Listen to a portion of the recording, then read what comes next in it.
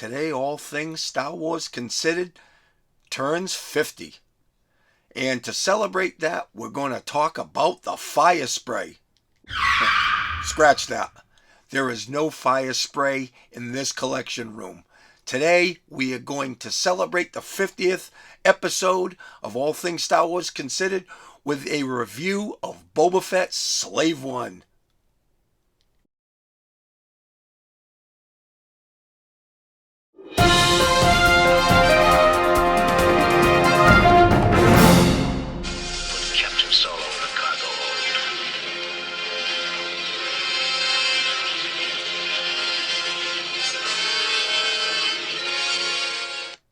Hey Star Wars fans, welcome back to another video from All Things Star Wars Considered.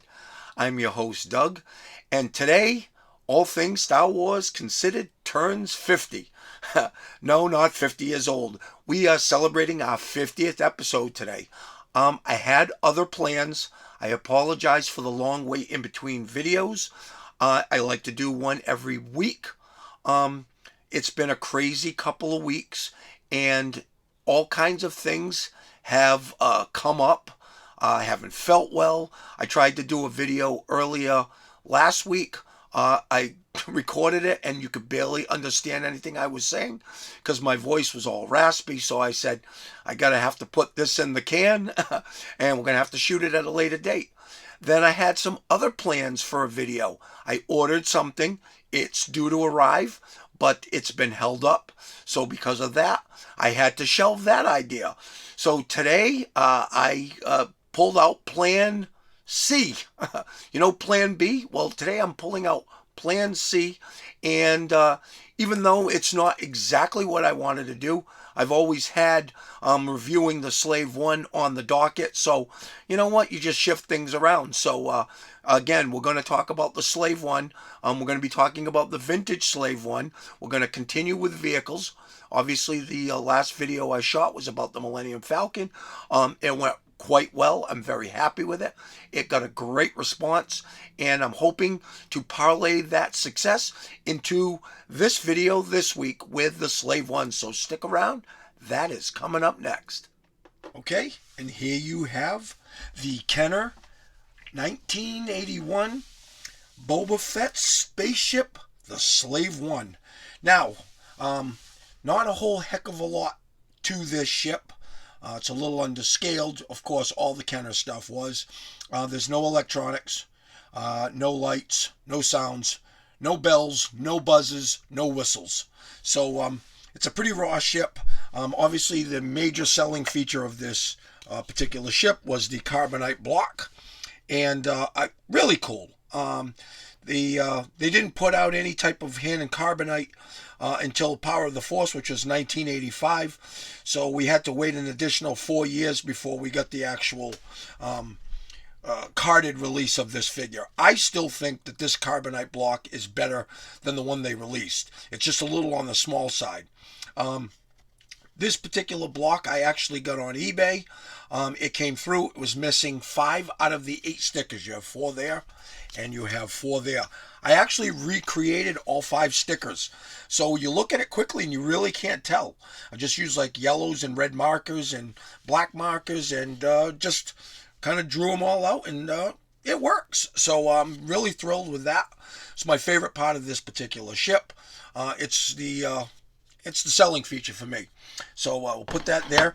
But let's kind of get into the features on this ship. There's not a lot. We have some rear cannons. They kind of swivel, click in place. That's about it. That's all there is to that.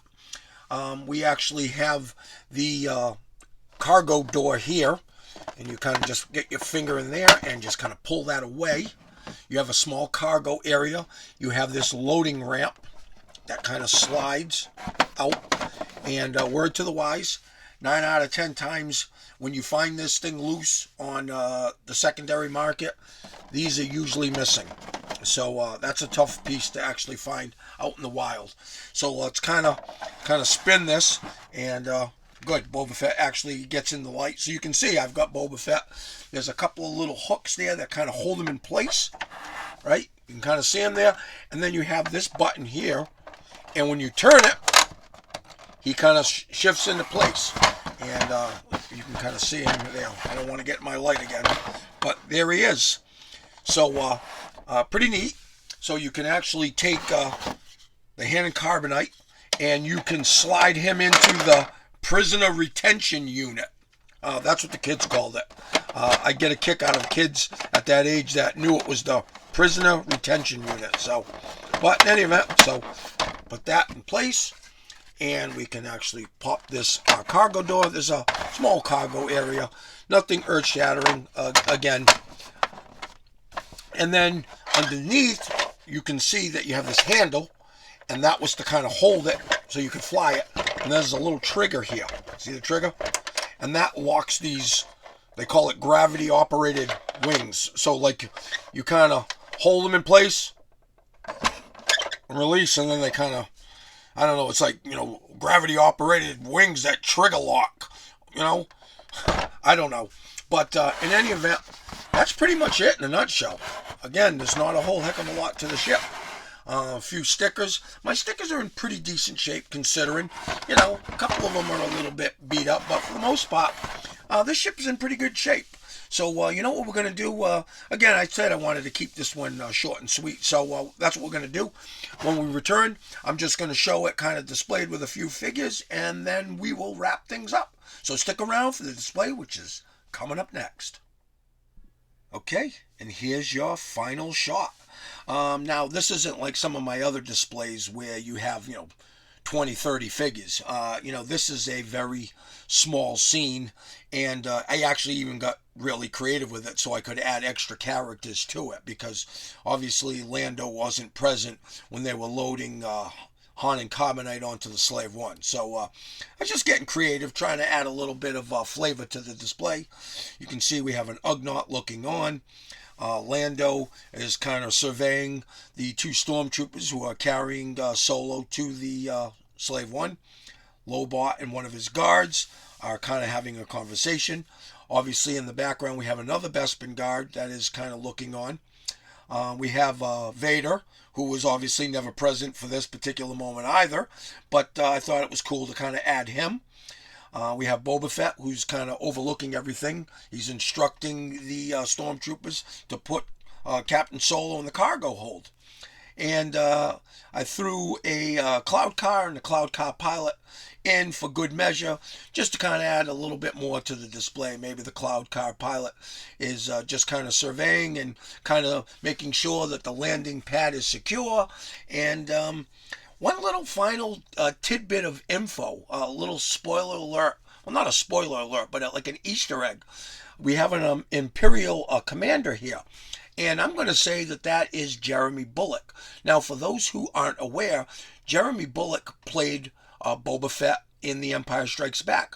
But what you might not know is that he also played an Imperial commander. Yes, when Luke arrives on Bespin and he's following them, Leia starts to scream out, "Luke, don't, it's a trap, it's a trap." No, she's not Admiral Akbar. That was one movie too early. Admiral Akbar said it's a trap in Return of the Jedi, but remember, Princess Leia said it first, it's a trap. She's trying to warn Luke. And that particular guard, the Imperial commander that's actually dragging her back through the doorway is actually Jeremy Bulloch in an Imperial commander outfit. So little Easter egg there for you. So if you didn't know that, yes, Jeremy Bulloch had two roles in The Empire Strikes Back. Now, obviously, this is a very simplistic display, but, you know, I like to do that to add a little bit of flavor to each video. So I hope you enjoyed this, and we'll see you on the next one. Prepare to receive cargo. Kenner's Slave One comes with frozen Han Solo. Is Han Solo completely frozen stormtrooper? Yes, Boba Fett. Action figures each sold separately.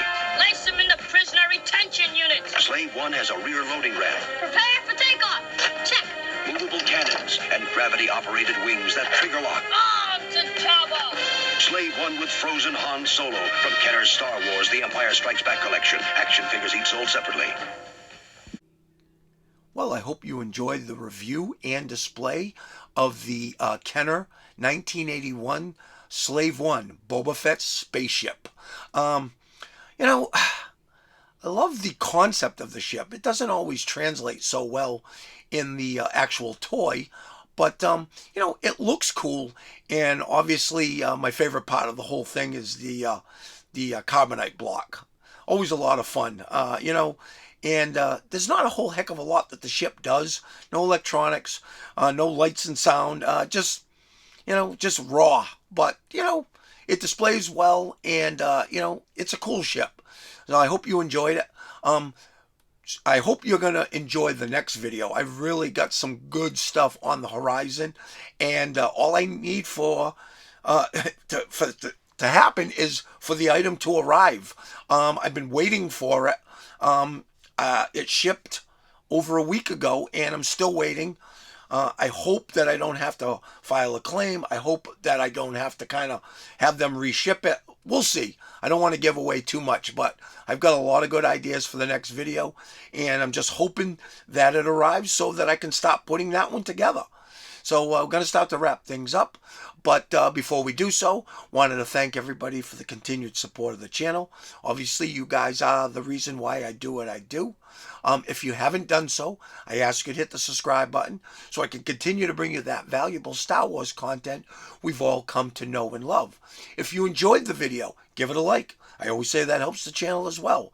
If you have a question or a comment, some input, please leave it in the comments section. And of course, I'll get back to each and every one of you. Like I always say, it's one of my favorite parts of the channel. So, want to remind everybody to have a great day. Thank everybody for watching, and we will see you on the next video. And as always, may the Force be with you. On to Jabba!